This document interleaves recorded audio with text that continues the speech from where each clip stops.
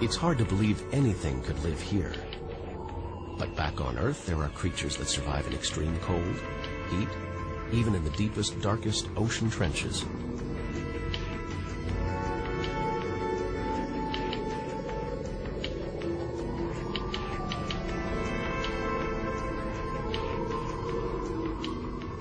Even in the most extreme conditions, life usually finds a way. But on a dead planet, with no geological activity to replenish the minerals and nutrients in its soil, no heat to melt its frozen water, and all this dust, it's hard to see where we're going.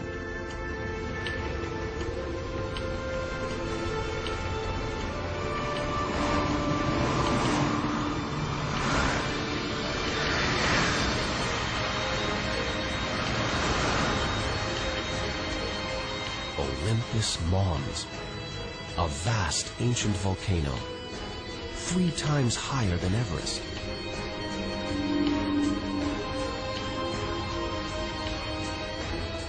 There's no sign of activity. Since its discovery in the 1970s, it's been declared extinct.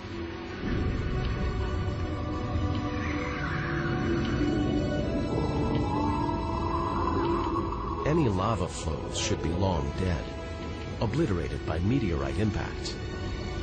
Unless this monster isn't dead after all.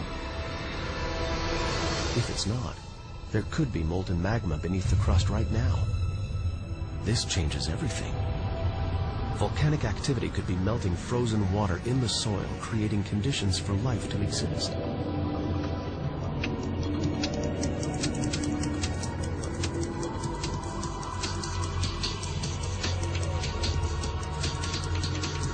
This makes the Grand Canyon look like a crack in the sidewalk. It goes on and on. So far, it would stretch all the way across North America. And there are signs of erosion, of dried-up riverbeds, as though volcanic activity melted ice in the soil, sending water flowing through this canyon. Activity that we now know could still be creating water. And where there's water, there could be life. If we can find running water, there's a chance we could find living creatures. The hunt is on.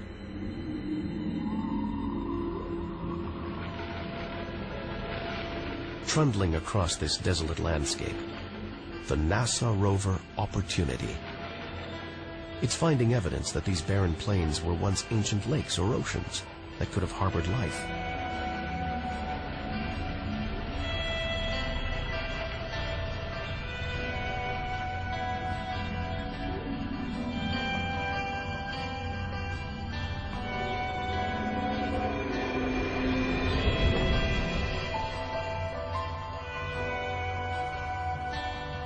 And look at these.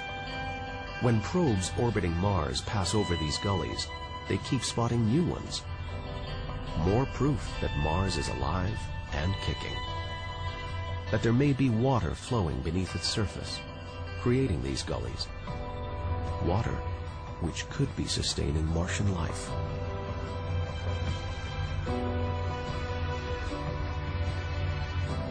Now all we have to do is find it. Unless we've already found it. Not on Mars, but on Earth. It sounds crazy, but there's a theory that life started here before moving to Earth. The idea is that an asteroid impact blasted fragments of Mars, complete with tiny microbes, out into space and onto the young Earth, where they sowed the seeds of life itself.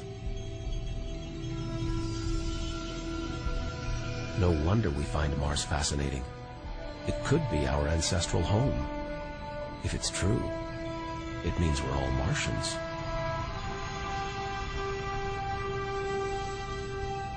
The Mars we thought we knew is gone, replaced by this new, active, changing planet.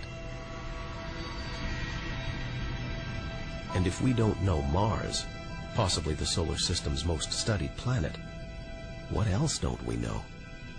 There must be other secrets out there waiting to be discovered.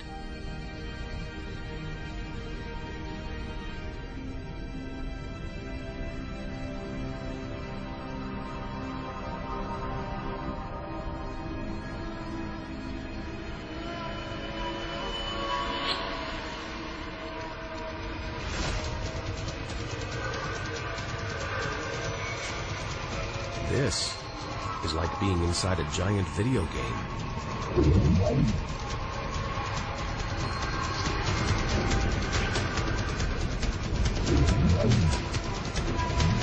But these are all too real.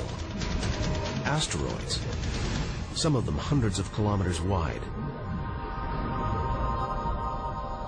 This one must be about 30 kilometers long.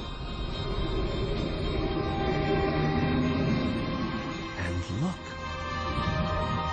It can't have been easy parking a probe on an asteroid traveling at 80,000 kilometers an hour. It's a lot of effort to investigate some rubble. Rubble that regularly collides, breaking up and raining down on Earth as meteorites. But it turns out, it was rubble like this that came together to make the planets, including our own.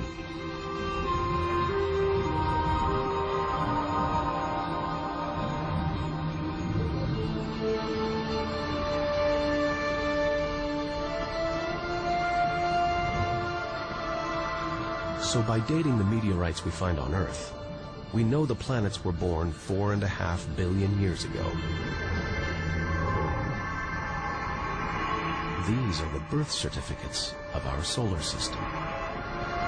But for some reason, these rocks didn't form into a planet. Something must have stopped them. Something powerful.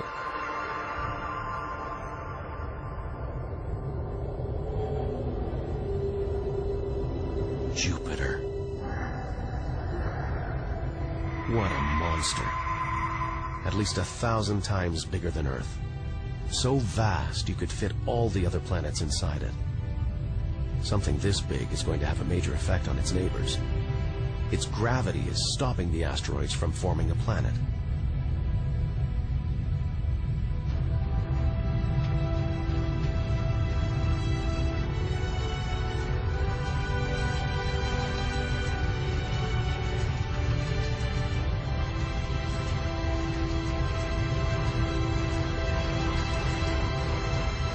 But this huge planet is almost all gas. Land here and we'd sink through its layers, probably never hitting a solid surface. And Jupiter's good looks? The product of extreme violence. It's spinning at a huge rate, whipping up winds to hundreds of kilometers an hour, contorting the clouds into stripes, eddies, whirlpools. And this, the legendary Great Red Spot. The biggest, most violent storm in the solar system. At least 3 times the size of Earth. It's been raging for over 300 years.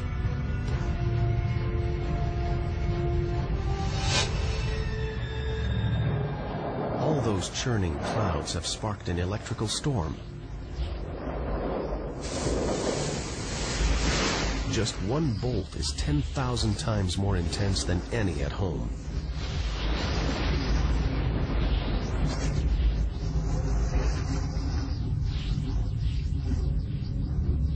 It seems the best place, the safest place to see Jupiter is from a distance. Look at those lights. They're like the aurora back home, dancing round the poles.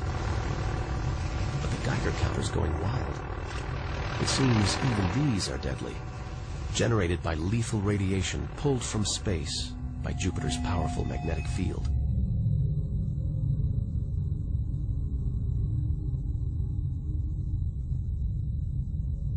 We're beginning to realize, out here, nothing is what it seems. The universe is full of contradictions. We have to proceed with caution, weaving through the paths of Jupiter's 62 or more moons.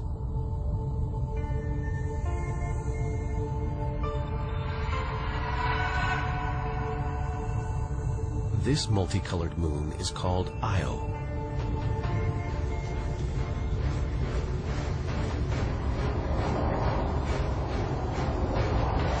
Those pretty colors are molten rock, sulfur, volcanoes, spewing burning hot ash and sulfur hundreds of kilometers into the air. This is the most volatile place we've seen since the sun. Our magical journey to the edge of the universe is turning into a desperate flight. We've got to keep believing, hoping that amidst the dangers, there are safe havens out there, somewhere.